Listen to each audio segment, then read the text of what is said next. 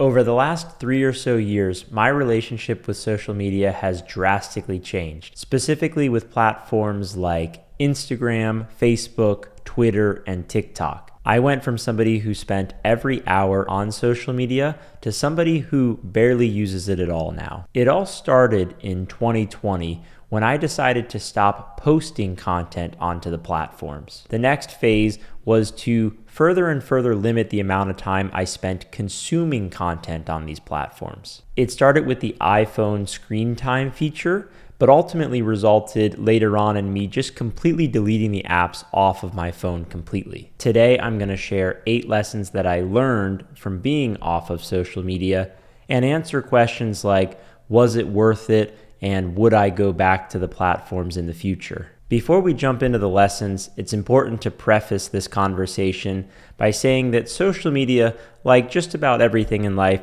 brings with it both benefits and drawbacks. This video is not intended to skew the perception of social media and to paint it only in a negative light. And it's also important to note that I'm talking about social media through the lens of using it solely as a consumer for personal reasons, not through the lens of somebody using it to market and grow their business.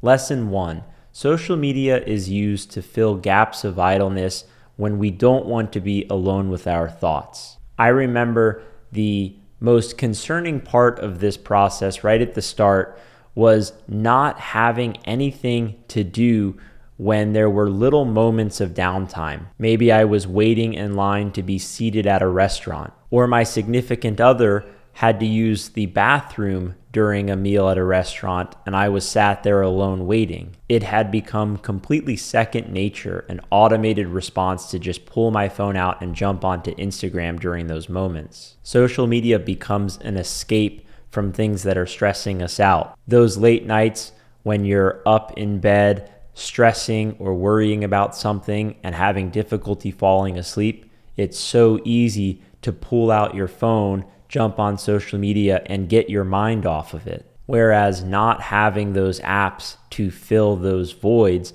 requires you to face those thoughts. Lesson 2. Social media causes us to compare our lives to everybody else's highlight reels, which creates a false perception of our own self-worth. Social media can admittedly be a very intimidating place because it gives off the perception that everybody else is doing so much better than you. It gives off the facade that everybody has tons of money, spends every day going on exciting trips, wears the nicest clothes, drives the nicest cars, has the happiest, most fulfilled relationships. It makes it seem like nobody has to work jobs, everybody has successful businesses that they don't have to spend a lot of time on. Everybody is curating what they put onto the platform. They are only putting the best of the best out there for the world to see, and they're specifically going out of their way in many scenarios to create environments that look good on social media. And the issue with this is that it's a skewed perception of somebody's life, right? Every single person on this planet, without a single exception, has moments in their life that are great, that are viewed as positive, and moments that are not so great, that are viewed as negative. And when you're comparing your real life, comprised of ups and downs, highs and lows, wins and losses, to somebody else's highlight reel, just their best of the best, it makes you under the impression that your life isn't as good. And so stepping away from social media is great because it just allows you to focus on what you're doing, on what your immediate close circle of loved ones that you see in person are doing, and you're not caught in this loop of constantly comparing yourself to other people. Lesson 3. Social media pulls us away from being present even when our phone is in our pocket. How many times have you been at dinner and you look up and everybody is on their phones? Nobody's even looking at or speaking with the people that are right in front of them in real life. How many times have you been in conversations with somebody that are on their phone while they're in a conversation with you, and you're constantly having to repeat what you're saying because they weren't fully listening? How many times have you missed experiences that were happening right in front of you because you were busy trying to document it for social media? The problem with social media is that it gets us consumed in this virtual life that takes place within our phone screen, and that prevents us from being fully present with what's going on around us in the real world. And what I found particularly shocking is that it pulls you away from being present even when you're not on your phone. Even if you're sat at dinner with your phone put in your pocket, you might be thinking about how your latest post is performing, how many likes you're getting, what people are commenting. You might be thinking about certain influencers that you follow and wanting to see their next update because maybe they're in the middle of something really exciting. And look, this may be really challenging, right? Because sometimes what's going on in the real world around us isn't always that exciting. But I have found that the longer I spend off of social media, the more I can appreciate what's going on around me. The more I can be present and enjoy the small things in life and the wonderful people that are around me.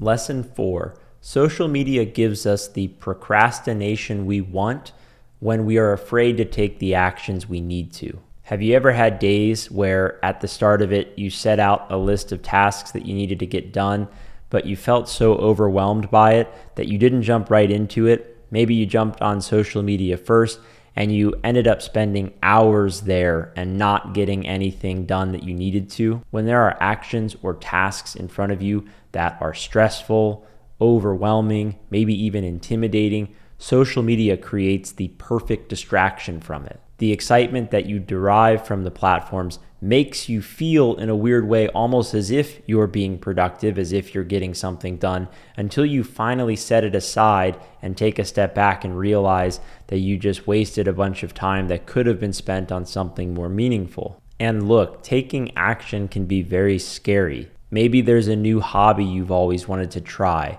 a project that has an approaching deadline, a business you've always wanted to build. It can be really scary to take those first steps and to keep working on it, especially if you're not seeing results, especially when compared to the results that get portrayed on social media as being effortless and abundant. But the nice thing about not having social media on your phone to fall back on is that it really frees up your day to enable that action. You may realize that there's not anything else to do, so you may as well get started on the work that's in front of you. Lesson 5. Social media encourages us to not show our true selves, but rather to curate what we put out into the world. So just like all of the influencers that you may follow, anything that you're sharing on social media, you're likely running through multiple filters before it gets posted. And I'm not talking about the filters that change the appearance of the image itself. I'm talking about all of the mental filters that you go through determining whether or not that post is worthy of being uploaded. Do you look good enough in the photo? What are people going to think of the photo? Will the photo get a lot of likes? Will I gain followers by posting this? Not to mention, there may be a whole process of deciding what it is that you're going to do that day based on what looks best on social media. And this whole process of curating content can have the negative side effect of you not being your true self. Everybody is at a certain stage on their unique journey, and all of it matters, even if all of it doesn't look exciting for social media. Lesson 6. Social media creates a skewed perception of what is really important in life. I think if anybody were to ask you what's most important in your life, you may say things like the health and safety of yourself and your loved ones, spending time with family, living out your mission to do something that's fulfilling and that creates a great impact for society, finding a degree of peace and tranquility. Yet, in a life completely dominated by social media, it skews the perception that what's most important is things like how many likes you're getting, how many comments you're getting, your follower or subscriber count. And again, I'm not saying that these things don't matter at all. It's great to connect with people on these platforms and to feel appreciated for what you're uploading, but they are far from the most important things in life. And so stepping away from the platforms can allow somebody to adopt the mindset that as long as all of those truly important things are good, their health, their family, their mission, their well-being, then what's going on social media is far from a concern. Lesson 7. Life without social media encourages us to update our loved ones in a more personal way. As I mentioned at the beginning of the video, it's been almost 3 years without posting any content to these platforms. And it was cool that I was forced to update my loved ones, my closest family and friends, in a more personal way. I had to either call or FaceTime them or see them in person to tell them what was going on or to show them photos and things like that. In particular, what we started doing is when people would come over to our house, we would AirPlay our phone onto the TV and go through our photo albums, showing photos and videos of those events, and we got to experience it with the people right next to us. We got to share in the excitement each time a new photo or video came on screen together, and we got to comment on it in person. This was so much more fulfilling and exciting to have that real human interaction there. It made us feel so much closer to our loved ones. Lesson 8. Life without social media filters out a lot of negativity. Obviously, there's a ton of uplifting, positive content that gets shared on social media every day, but it turns out that a lot of the negative stories and events tend to rise to the top. They tend to get the most notice, the most comments and shares, and the most publicity. Therefore, it can create this skewed perception sometimes that more bad than good is going on in our world. And while I'm certainly not advocating for being uninformed on what's going on in the world, it's nice to not have social media updating you on all of the negative things right at the start of the day. Because most people start their day with social media. They jump on their phone the moment that they wake up, and then they are just hit with one negative story after the other. And it creates like this lens through which you view the world, right? This filter of negativity. And when I stopped going on social media, I would learn about these events instead from other people that I was having conversations with. And the nice thing is that it would come during periods of the day when I was choosing to be social, not during periods where I was trying to get focused work done or do my self-development habits. So those are the 8 lessons that I learned from stepping away from social media.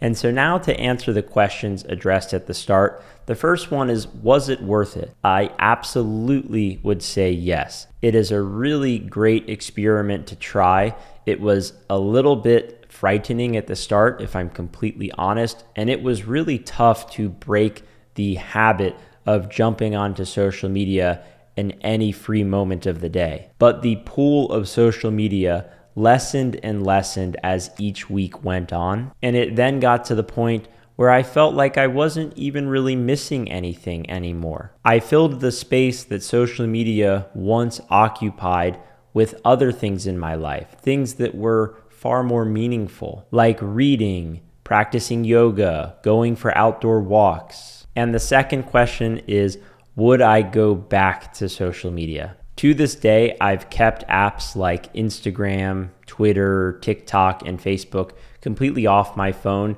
and I really don't envision a future of going back to them. There have been small occasions where I have gone on the platforms just to check things out and to see what I'm missing, and I find almost immediately that there was nothing there that I really needed to see, and I immediately delete the apps and go back to life as it is. I'm really curious to hear your thoughts. If any of you have ever spent any time away from social media, how did it go for you? Everybody's different, so I imagine that there are different results for each person. And if you have any questions about this topic, go ahead and leave those in the comments as well. As always, thanks so much for watching. It's greatly appreciated, and I hope you have a fantastic rest of your day. Take care.